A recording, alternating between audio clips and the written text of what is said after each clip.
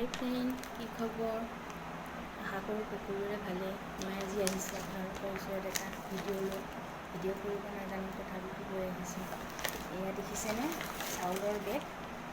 চাউলটো অনা যায়, বেগবিলাক জমা হৈ যায় ন, আমি সামৰি থওঁ, কি হয় পঁইতাচোৰা শেষ হয়।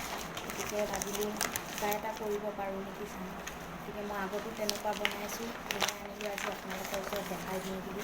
এইটো চাউলৰ বেগটো মানে 2 চাইড ফালি ল'লোঁ। ফালি লৈ মই ইয়াত এইখিনি জইন দিব লাগিব। জইন দি আমি এটা ধুনীয়া বস্তু বনাম, যিটো বস্তু আমি আমাৰ একৰ্ডিং মতে আমি যিকোনো বস্তু থ'ব পাৰোঁ। ইয়াত দিবৰ কাৰণে এটা পাতি লৈছোঁ 2 চেণ্টিমিটাৰৰ। পাতিটো আমি ছাইডত দি বনাম। এতিয়া আমি পাতিটো চিলাব লাগিব। চিলাই পেলাই আমি পাতিটো ছাইডত আমি এনেকৈ লগাই দিব লাগিব। আপোনালোকে চাই থাককচোন মই কেনেকৈ বনাওঁ, কি বনাওঁ।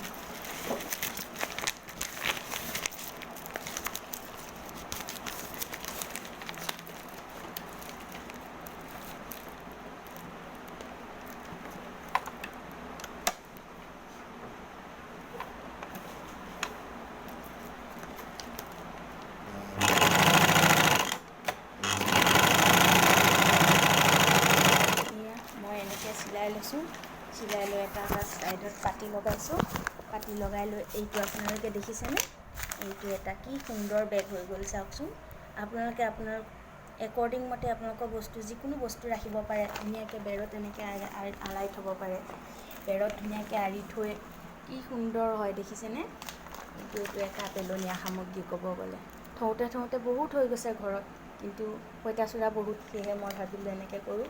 ইয়াত আপোনাৰ বিভিন্ন ধৰণৰ বস্তু আপুনি ধুনীয়াকৈ ভৰাই থ'ব পাৰিব। ভাল লাগিল যদি লাইক এটা কৰিব। বাই।